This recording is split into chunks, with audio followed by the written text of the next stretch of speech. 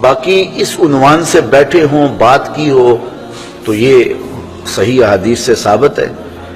حضرت امیر معاویہ رضی اللہ تعالیٰ عنہ کی مرویات سے ہے کہ حضور علیہ السلام مسجد نبوی میں تشریف لائے تو صحابہ بیٹھے ہوئے تھے، تو بیٹھ کر کے وہ ان کا باہمی کسی عنوان سے گفتگو کا، جلسے کا سٹائل تھا، بلکہ حدیث کے لفظ ہیں کہ حضور آئے تو فرمایا ما اجلسکم، تم کیوں بیٹھے ہوئے ہو، تمہارے اس جلوس کا، بیٹھنے کا، جلسے کا کیا مقصد ہے؟ تو صحابہ نے جو جواب دیا وہ سننے کے قابل ہے۔ انہوں نے کہا جلسنا نذکر اللہ و نحمدہ علی ما ہدانا للاسلام و من علینا بک، حضور ہمارے بیٹھنے کا مقصد یہ ہے کہ ہم اللہ کی حمد بول رہے ہیں، اس کی ثنا کر رہے ہیں، اس کا شکریہ ادا کر رہے ہیں اس بات پر کہ اس نے ہمیں ہدایت اسلام دی اور آپ کی صورت میں ہمارے اوپر کرم فرمایا، وَمَنَّ عَلَيْنَا بِكَ، آپ کی صورت میں ہمارے اوپر کرم کیا۔ اور اگر اس کو حضرت حسان بن ثابت کے لہجے میں دیکھنا چاہو تو ان کے صریح لفظ یہ ہیں مَنَّ عَلَيْنَا رَبُّنَا أَن بَعَثَ فِينَا مُحَمَّدًا صلی اللہ علیہ وسلم، ہمارے رب نے ہمارے اوپر احسان کیا ہے کہ محمد عربی عطا کر دی۔ اور اگر اس کا اردو میں منظوم ترجمہ چاہو تو یہی ترجمہ ہوگا فضل رب العلا، اور کیا چاہیے، مل گئے مصطفیٰ، اور کیا چاہیے، من علینا ربنا ام بعث فینا محمد۔ انہوں نے کہا کہ ہم اس پر اللہ کا شکریہ ادا کر رہے ہیں کہ اللہ نے آپ کی صورت میں ہمارے اوپر احسان کیا ہے۔ جب صحابہ نے یہ بات کہی تو حضور مسکرا کے گزر جاتے، کہتے کہ اچھا کام ہے، اور اگر اچھا نہیں تھا تو روک دیتے، لیکن حضور فرمایا کیا صحابہ تم اس بات پہ قسم اٹھا سکتے ہو کہ اسی لیے بیٹھے ہو؟ تو صحابہ کو حیرت تو ہوئی ہوگی کہ اس بات پر قسم لینے کا کیا مقصد ہے، لیکن حضور نے کہا تو انہوں نے برجستہ عرض کی حضور ہم اللہ کی قسم اٹھا کے کہتے ہیں اسی لیے بیٹھے ہو۔ حضور نے باقاعدہ حدیث میں آتا ہے، مسلم کی روایت ہے، سنن نسائی میں ہے، باقی کتب حدیث میں ہے، حضور علیہ السلام نے ان سے قسم مانگی مجھے قسم دو کہ تم اسی لیے بیٹھے ہوئے ہو۔ تو صحابہ نے عرض کی حضور ہم اللہ کی قسم اٹھا کے کہتے ہیں ہم اسی لیے بیٹھے ہیں۔ تو حضور نے قسم مانگی ان سے اور انہوں نے سب نے باقاعدہ قسم دی ہم اللہ کی قسم اٹھاتے ہیں، ہم اسی لیے بیٹھے ہیں کہ آپ کی صورت میں اللہ نے جو ہمارے اوپر انعام کیا ہے اس پر اللہ کا شکر ادا کر رہے ہیں۔ تو جب صحابہ سے باقاعدہ حضور نے قسم لے لی اور انہوں نے قسم دے دی تو حضور علیہ السلام نے فرمایا صحابہ میں تم سے جو قسم لی ہے وہ کسی تہمت کی بنیاد پر نہیں لی، کوئی شک نہیں تھا تمہارے قول کی صداقت پر کہ میں نے قسم سے تصدیق چاہی ہو، بلکہ ماجرا کچھ اور تھا، اور وہ کیا تھا کہ میں حجرے میں تھا، اتانی جبریل علیہ السلام، میرے پاس حضرت جبریل امین آئے، تم باہر بیٹھ کے مجلس کر رہے تھے اور میں حجرے میں بیٹھا ہوا تھا، اتانی جبریل علیہ السلام، اور میرے پاس جبریل امین آئے، فاخبرنی ان اللہ یباہی بکم الملائکہ، مجھے جبریل نے آ کے خبر دی اے صحابہ تمہارے اس عمل پر اللہ فرشتوں میں فخر کر رہا ہے، تمہارے اس عمل پر، فاخبرنی ان اللہ یباہی بکم الملائکہ، تمہارے اس عمل پر اللہ فرشتوں میں ناز کر رہا ہے، فرشتوں میں فخر کر رہا ہے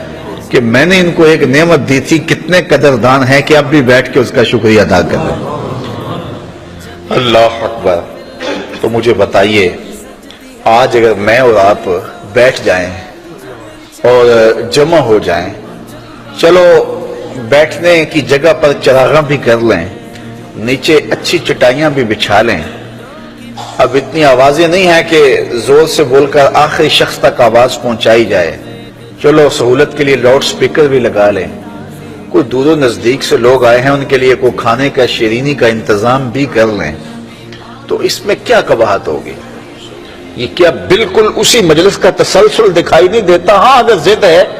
تو اس پر بڑی باتیں کی جا سکتی ہیں اور کی بھی جاتی ہیں، لیکن اگر ضد نہیں ہے، انصاف کی نظر سے دیکھا جائے تو اگر اسی عنوان سے میں بیٹھ جاؤں اور آپ بیٹھ جائیں اور ہم جو ہے وہ اپنے رزق سے اس کے لیے کوئی دوستوں کے لیے اہتمام بھی کھانے کا کر لیں اور حضور علیہ السلام کی سیرت کو عنوان چھیڑ لیں، فضائل و مناقب کی باتیں کر لیں، تو اس میں کوئی قباحت نہیں ہوگی۔ وہ ایشو مطلب حدیث شریف ہے کہ پیارے آقا صلی اللہ تعالی علیہ وآلہ وسلم ہر پیر شریف کو روزہ رکھتے تھے۔ جب آپ کی خدمت میں پوچھا گیا اس کی وجہ تو ایک وجہ یہ بتائی فیہ ولدت، اسی دن میری ولادت ہوئی ہے، یعنی ہر پیر کو آپ کا برتھ ڈے تو یہ روزہ آپ رکھتے تھے پیارے آقا صلی اللہ علیہ وسلم۔ میں ویسے ہی ایک سمجھانے کے لیے عرض کر رہا ہوں کہ اگر آپ بولتے ہیں ربیع الاول تو یہ ہر مہینے 4 دن، تو یہ ان کو سمجھاؤ نا جو سالگرہ مناتے ہیں، غبارے پھوڑتے ہیں، عورتیں مرد جمع ہو کر کیک کاٹ کے وہ تالیاں بجاتے ہیں، بچے کے لیے تحفے وصول کر کے ڈھیر لگاتے ہیں، گفٹ پیک جمع کرتے ہیں، تو بولو نا کہ یہ ایسا کیوں کرتے ہیں؟ ہاں، حضرت عمر رضی اللہ تعالی عنہ کے دور خلافت میں حضرت سیدنا صدیق اکبر کا جو دن ہے وہ 10 مرتبہ تقریباً آیا، تو کیا کسی حدیث سے، یعنی جو ان کی سیرت ہے اس میں یہ ہے کہ حضرت عمر کا دن منایا ہو انہوں نے،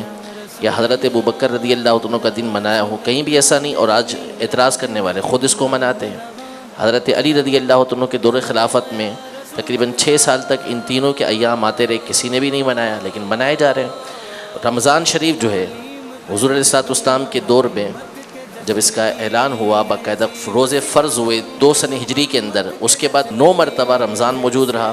کیا اس میں کبھی ایسا ہوا کہ تراویح کے بعد نبی کریم صلی اللہ تعالیٰ علیہ وسلم جو ہے وہ درس قرآن دیتے ہوں؟ ایسا کبھی نہیں، لیکن ہر جگہ پہ ہو رہا ہے۔ تو ان میں کسی چیز کو اعتراض کا جو ہے وہ موقع نہیں، کسی پر کوئی اعتراض نہیں ہے۔ اعتراض ہونا ہے تو فقط اس طرح کے شیطانی خیالات کے ذریعے کہ نبی کریم صلی اللہ تعالیٰ علیہ وسلم کے دور خلافت میں اتنی مرتبہ آیا، حضرت ابوبکر کے دور میں اتنی مرتبہ آیا، حضرت عمر کے دور میں اتنی مرتبہ آیا، تو حضرت عثمان غنی کے دور میں اتنی مرتبہ آیا، حضرت علی کے دور میں اتنی مرتبہ آیا، انہوں نے منایا، تو نہ منانے کا بھی کوئی ثبوت نہیں ہے۔ اور کس طریقے سے منایا؟ حضور علیہ الصلوۃ والسلام کی سیرت پر چل کر ہی انہوں نے منایا ہوگا روزے رکھ کر۔ لیکن اسی طرح کے بہت سارے امور ہیں جو اس دور کے اندر آئے لیکن انہوں نے نہیں کیے، آج ہمارے دور میں وہ ہو رہے ہیں، اور وہ دینی کام ہیں جو کیے جا رہے ہیں، لیکن اس کے اوپر کسی کو کوئی اعتراض یہ نہیں ہوتا۔ دستار بندی کے جلسے ہو رہے ہیں، ختم بخاری ہو رہے ہیں، لیکن بخاری شریف تو نہ صحابہ کے دور میں تھی، نہ تابعین کے، نہ تبع تابعین کے، تو بعد میں وہ ہر اور یعنی کہ جو میلاد شریف نہیں مناتے